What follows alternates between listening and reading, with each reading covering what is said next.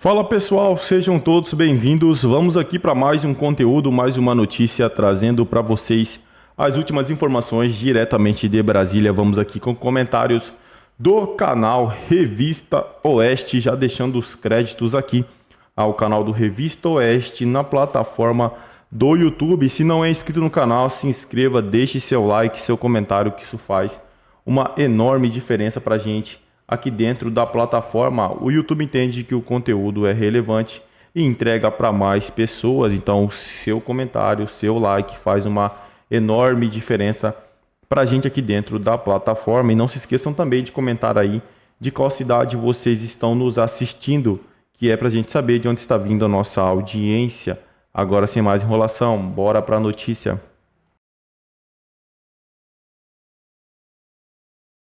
Nacional destrutivo de extrema-direita. Em entrevista ao jornal britânico Financial Times, o presidente do Supremo disse que o grupo do qual Musk fazia parte tenta desestabilizar as democracias. Barroso alertou ainda para uma onda de populismo autoritário. Abre aspas. Estamos lutando contra poderosos inimigos da democracia, fecha aspas. Musk virou alvo do STF depois de se recusar a cumprir ordens de suspensão contra perfis no X e por ter denunciado a pressão de parte do judiciário e de políticos brasileiros para censurar perfis da rede social não alinhados à esquerda. Começamos, Piotr, com você aí para analisar trechos dessa entrevista concedida pelo presidente do STF, Luiz Roberto Barroso, ao jornal britânico Financial Times. Bom, começa pelo rótulo. Movimento Internacional Destrutivo de Extrema-Direita. Qual vai ser o roteiro do filme? Porque isso aqui parece aquele pré-roteiro que normalmente um cineasta, quando quer fazer um filme, escreve, né? Mas como é que o ministro Barroso, com todo respeito, ministro, mas por que o senhor está dizendo isso? O senhor estava do lado do Lula quando ele estava nomeando o Paulo Pimenta para ser um interventor branco ali, né? Um interventor, né? Uma intervenção branca no Rio Grande do Sul, com o governador ali autônomo, segundo a Constituição, garantido pelo Pacto Federativo, garantido pela Constituição, pleno nos seus poderes, ainda bem que com saúde, vivo, para poder trabalhar. O senhor estava do lado, ministro. Onde é que está tendo golpe? Onde é que está tendo afronta legal? Estava ali do lado. Nós temos no Supremo pessoas sem foro sendo julgadas pelo Supremo Tribunal Federal, pessoas sem foro por prerrogativa de função, sem individualização de conduta. Temos a PGR, que é o órgão acusador que o senhor conhece bem, o senhor é advogado brilhante, o senhor sabe disso. A PGR vai lá e dá um entendimento dela, o órgão acusador, essa pessoa não tem que ficar mais presa. E o ministro Alexandre de Moraes, seu colega de corte, que está à frente de todos esses inquéritos, mantém aquela pessoa presa. Citamos agora do Felipe Martins. Mas houve vários. O caso do Clériston da Cunha, por exemplo, havia entendimento dos médicos da PGR e permaneceu preso, morreu na cadeia, sem julgamento, sob tutela do Estado. Esse Estado matou, eu posso entender dessa maneira, se está sob tutela do Estado e morreu, com o entendimento da PGR que era para ter sido solto e não houve julgamento por parte do juiz, que obviamente deveria ter entendido que aquilo era urgente. Onde é que está tendo, digamos, afronta à legalidade? É do que disse Elon Musk, porque ele demonstra claramente que havia uma pressão, uma tentativa de não seguir a lei brasileira. Ele não está impondo a Constituição americana, ele não está impondo a Constituição da África do Sul, ele não está impondo nenhum entendimento europeu, ele está impondo não, ele está pedindo que os brasileiros e o Supremo obedeçam à Constituição da República Federativa do Brasil, aquela de 5 de outubro de 1988, a Constituição Cidadã, que claro que o senhor conhece.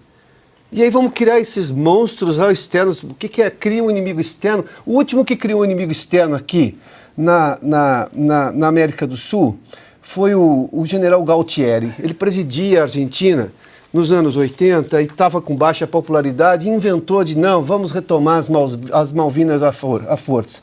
A Margaret Thatcher enviou, obviamente, a Marinha, o Exército e a Força Aérea britânicas e conseguiu retomar as Malvinas, que depois, por declaração da ONU, né, os povos, a autodeterminação dos povos, disseram que eles queriam pertencer ao Reino Unido. Essa é uma outra discussão de direito internacional, mas a Argentina sofre com aquela guerra até hoje, o custo daquela guerra. Tem mães ali de desaparecidos naquele momento da guerra, de pessoas que morreram naquela guerra que protesta em frente à Casa Rosada. Para de criar inimigo externo. Nós temos problemas aqui que o Supremo, se principalmente o Supremo se dedicasse a pacificar o país, pacificar o entendimento da lei, não criar mais insegurança jurídica, não criar, por exemplo, presos políticos no país, a gente estaria numa situação muito melhor. O Elon Musk está pedindo a obediência, como nós estamos pedindo aqui há muito tempo. Não é prerrogativa dele, não, a prerrogativa é nossa, ele só está se juntando a nós, claro, com a voz internacional dele. Vamos obedecer à Constituição que temos, a nossa Constituição, a nossa lei, o nosso entendimento. Só isso. Silvio, eu queria chamar a atenção para uma aspa aqui do Luiz Roberto Barroso. Estamos lutando contra poderosos inimigos da democracia. Não é a primeira vez, né, que eles estamos lutando, estamos enfrentando, derrotamos. Quer dizer, lutar, enfrentar, derrotar, isso é papel de um ministro do Supremo Tribunal Federal. A sensação que dá é que eles se colocam ali como defensores mor, né, de uma democracia, de um Brasil, e a defesa da Constituição Federal fica, não sei nem se segundo plano, né, terceiro, quarto.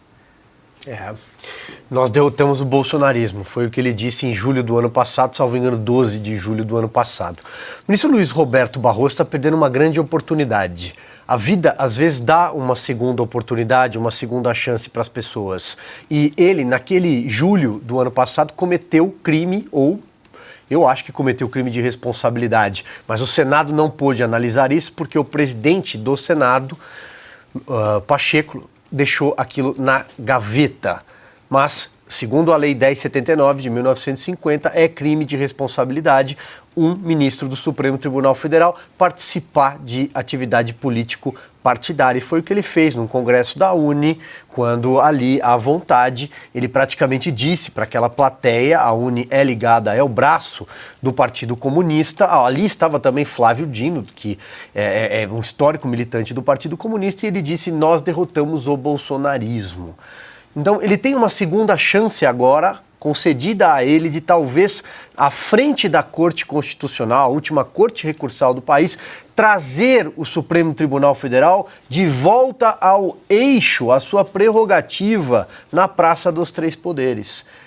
Encerrando esses inquéritos, temos aí um número, quase 10 inquéritos, são 9, se algum já não foi encerrado, que se comunicam de forma sigilosa, mas já tem muito tempo. E inquérito aberto por longo tempo, o único destino dele é o arquivamento. O 4871, que é o inquérito matriz, tem 5 anos. Encerre esses inquéritos. Vamos virar a página também do dia 8 de janeiro. O Brasil precisa sair desse dia. O Brasil precisa continuar. E o ministro Luiz Roberto Barroso tem essa oportunidade, como presidente da Corte, de trazer o STF de volta à normalidade institucional, de volta ao eixo, de estabelecer uma relação republicana e constitucional, eu sempre repiso esse termo, com o Congresso Nacional. Ele que cruzou a praça para ir ao Congresso quando presidia o TSE para falar sobre urnas, sobre eleições, sobre voto auditável. Ele que cruze a praça agora, nesta hora, para de repente selar a paz com o Congresso. Mas não, ele vai lá e aperta mais uma vez, como você mesmo disse, Paula, usando essas expressões numa entrevista ao Financial Times. Tanto faz para quem ele deu a entrevista, ele não tem que dar entrevista. Ele tem de se manifestar nos autos, ele tem de conversar com os outros 10 ministros togados. O ministro Luiz Roberto Barroso não pode repetir a senhora Rosa Weber, que o antecedeu, e outros presidentes da Corte que levaram o Supremo Tribunal Federal a esse abismo, à beira do abismo institucional. Ele tem a chance de recolocar a Corte no eixo. Eu espero que ele aproveite, ainda dá tempo.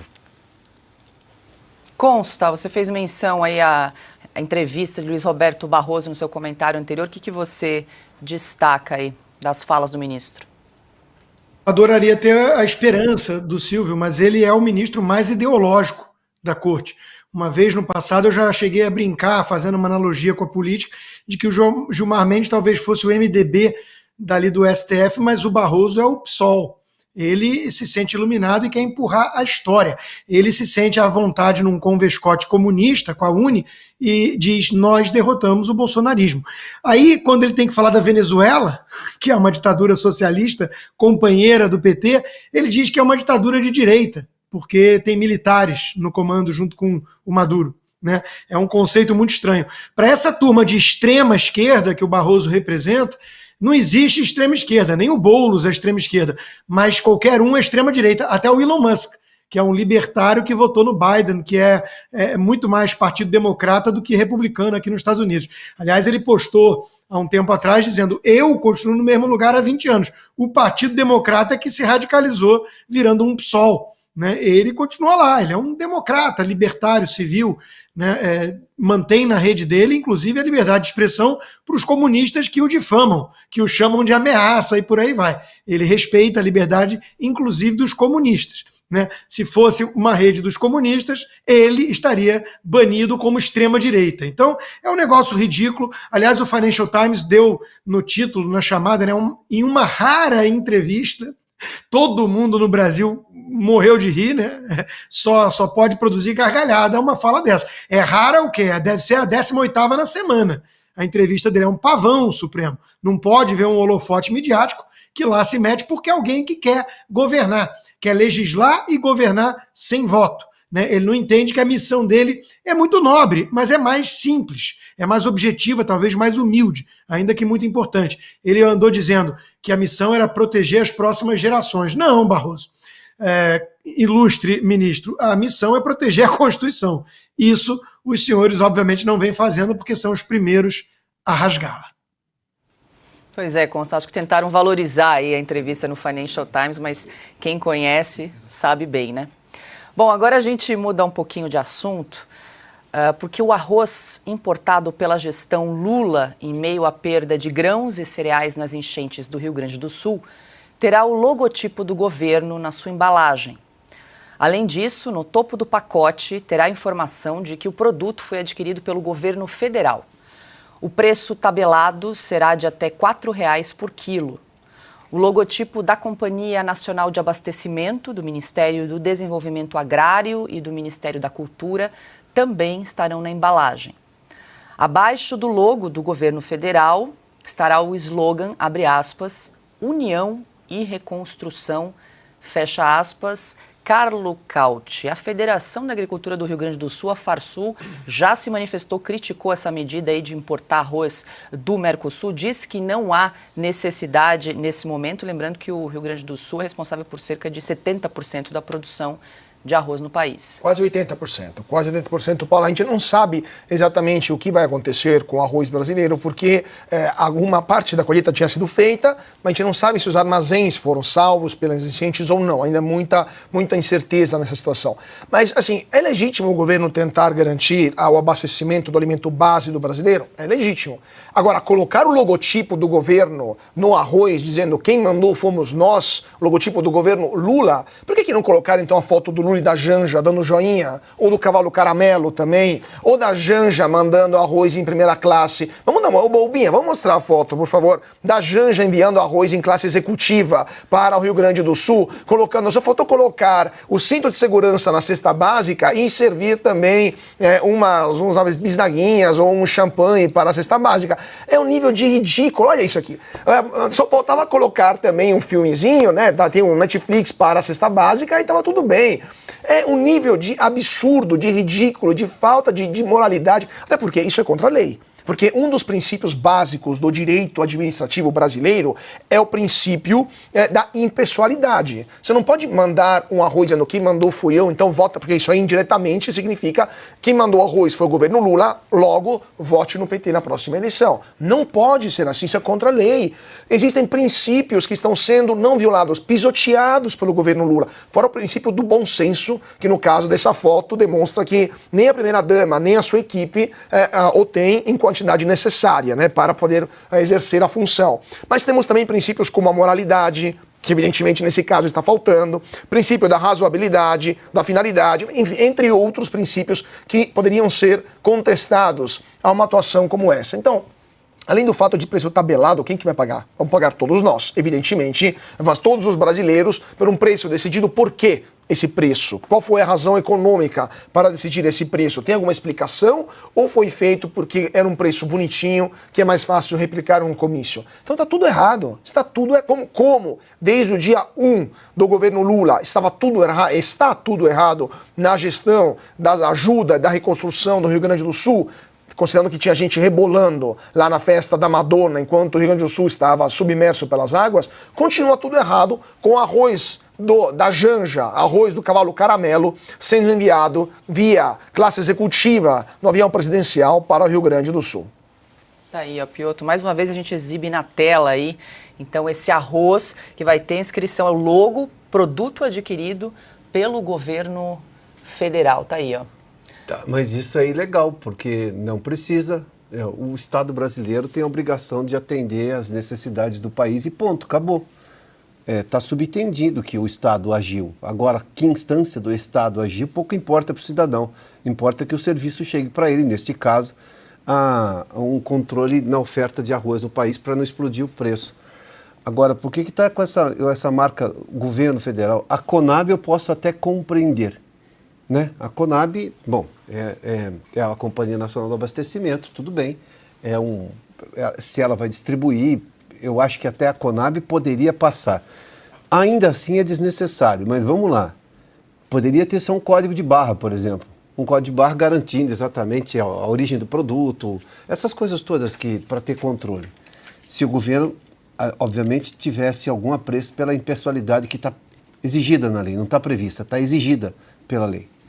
Agora, o que está escrito mais em cima ali, ofertado pelo governo federal? Qual é a expressão exata? Tem aí, Binha, por gentileza? Governo adquirido, produto adquirido pelo governo federal. Produto adquirido pelo governo federal. Tá, isso aí é ilegal, é flagrantemente ilegal. Isso é uma afronta à impessoalidade, à moralidade e, claro, é propaganda eleitoral antecipada também. Isso gera cassação de mandato, tá? Jogar só mais um componente político aqui, porque o governo está fazendo política o tempo inteiro, fez até comício, nós mostramos aqui, o tempo inteiro nessa tragédia. O presidente da Conab, Edgar Preto, é filiado ao PT, foi presidente da Assembleia Gaúcha, deputado estadual, aliás, ele vem de uma família, a estirpe, o pai dele, Adão Preto, é fundador do MST. E a Conab entrou dentro daquele pacote que o MST exigiu do governo, junto com superintendências do INCRA espalhadas em vários estados do país e a Companhia Nacional de Abastecimento. Agora vai ser usada politicamente mais uma vez. Edgar Preto é um outro provável candidato, se não ao governo gaúcho, que já pleiteou, mas talvez ao Senado na próxima eleição. Estão fazendo política. Com essa informação do Silvio, então, só o código de barra, tira até a Conab, que foi politizada dessa maneira. Aliás, politizada não, foi partidarizada dessa maneira. Então, só um código de barras, como é que se chama o outro ali? Um QR Code, qualquer coisa do gênero, não precisa. E não precisa mais nada. Pode até colocar, esse produto é para o Rio Grande do Sul, se for o caso. Mas não é o caso, é só para garantir o abastecimento mínimo do país e garantir preço. Tudo bem, mas chega de citação do governo federal, nada, nem Conab. Não, e detalhe, né? Vai ter até o slogan União e Reconstrução no pacote de arroz. Consta? Deixa eu incluir o consta aqui para. É isso aí, pessoal. Mas vai esperar o quê? Esse Lula, né? Lula 3.0, né? Seu terceiro mandato. Vai esperar que ele fale o quê? É um discurso bem feito? Não, não tem um discurso bem feito. Vai esperar que ele seja humanitário? Vai esperar que ele esteja na linha de frente ajudando as pessoas? Não. Vai esperar que ele esteja fazendo o possível para adquirir recursos para o Rio Grande do Sul? Não. Agora a gente espera o que do Lula? Uma conversa fiada, uma viagem, gastos, economia indo para o lixo, conversa fiada com ministros, piadas de mau gosto em horas inapropriadas. Esse é o Lula 3.0, né? O Lula que elegeram aí os esquerdistas, elegeram e que defendem ele até hoje. O cara não foi capaz de ficar um dia apenas no Rio Grande do Sul. Um dia. Ah, mas não votou em mim, não interessa, você é presidente. Você tem que fazer o seu papel. O Bolsonaro teve várias carreatas no Nordeste quando foi presidente, ajudou muito também o Nordeste em algumas questões. Já o Lula não, ficou meia hora lá, né? 3 horas, se eu não me engano, que ele ficou no Rio Grande do Sul, depois voltou pro seu castelo lá no Planalto, castelo que ele gasta 200 mil para colocar móveis novos, castelo que ele, né, no Planalto, que ele quer um avião novo lá em Brasília. Esse é o Lula, que gasta muito dinheiro viajando e quando o povo brasileiro precisa com urgência de um dinheiro para socorrer as vítimas, para socorrer as pessoas, ele faz o quê? Né? Tem que ter um plano de trabalho. Isso é ridículo. Para comprar os exageros da Janja, não precisa de um plano de trabalho, né? É isso aí, pessoal. Eu agradeço a vocês pela companhia. Se não é inscrito no canal, se inscreva, deixe seu like, seu comentário, que isso faz uma enorme diferença para a gente aqui dentro da plataforma. O YouTube entende que o conteúdo é relevante e entrega para mais pessoas, então seu like, seu comentário faz uma enorme diferença para a gente aqui dentro da plataforma. O YouTube entende que o conteúdo é relevante e vai entregar para mais pessoas, vai entregar notícia para mais pessoas. Desde já agradeço, valeu!